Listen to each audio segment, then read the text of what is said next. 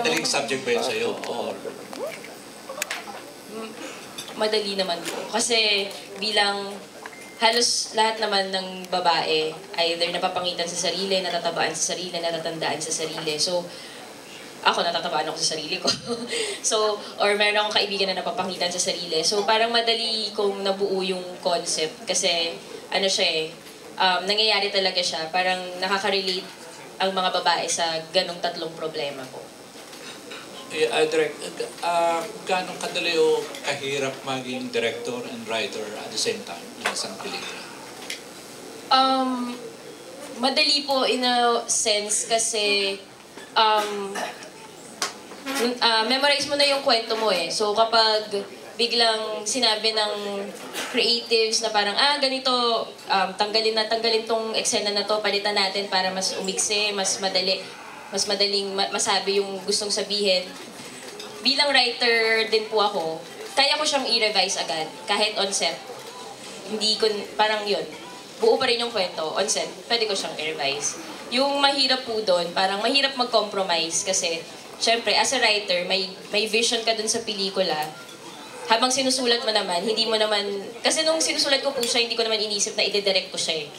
So parang, naglagay ako ng mga big scene. Lagyan ko ng mga EDSA, ganyan. Tapos sa dulo, ako pala magdidirect. Sana pala hindi ko lang nilagyan ng EDSA. Ganun mga malalaking ano. So, nung ako na yung nagdidirect, tapos parang nahihirapan na kami sa logistics. Parang, sino yung writer nito? Ba't naglagay ng mga big scene? Ayun, yun po. Medyo nakakompromise lang yung vision mo as a writer and as a director. Ayun. Yeah, thank you. Sa karanasan mo sa pelikulang to, ano ba ang hirap ng paggawa ng comedy compared sa paggawa ng drama? Ay, sobrang mahirap po kasi comedy is timing eh. So, kapag hindi,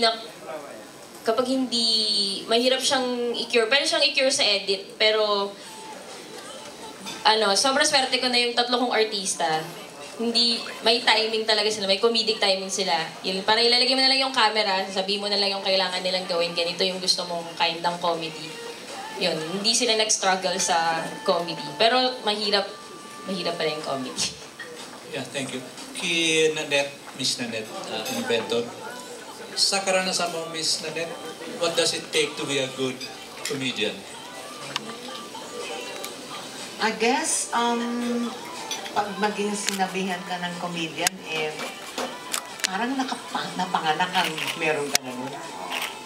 Yeah, but the thing is, as you experience a lot of roles that you do in the industry, mas lalo lang nakuhone yun because of that craft that you have.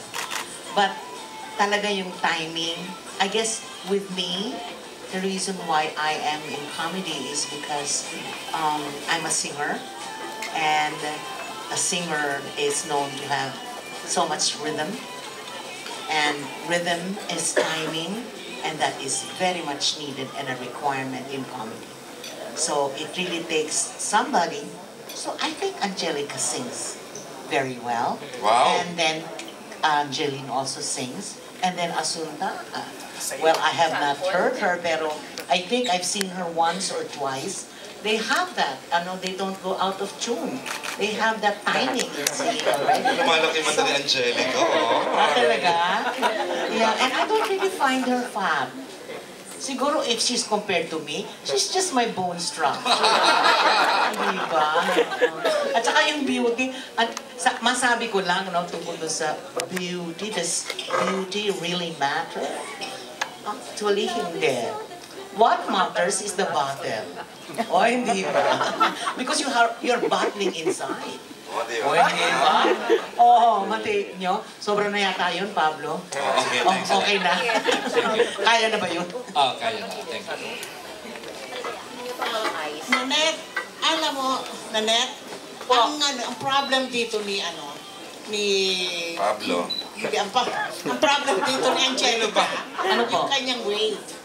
Yung weight? Oh, yung I never had that problem. I have so much of it. Kasi ever since naman nakilala ko na. I was launched in the industry with that kind of a problem. So it's not a problem anymore. And that Because made I her- earn from it.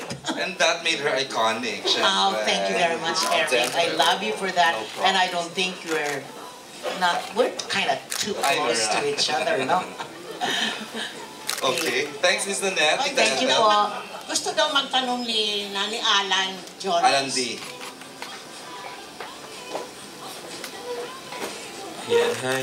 Kay Asunta, oo, Mars, in real life ba, did you ever feel na yun na, nagiging problema mo na yung age mo, parang may mga insecurities ka na, sa totoong buhay ba naranasan mo yung mga naranasan ng character mo dito sa movie?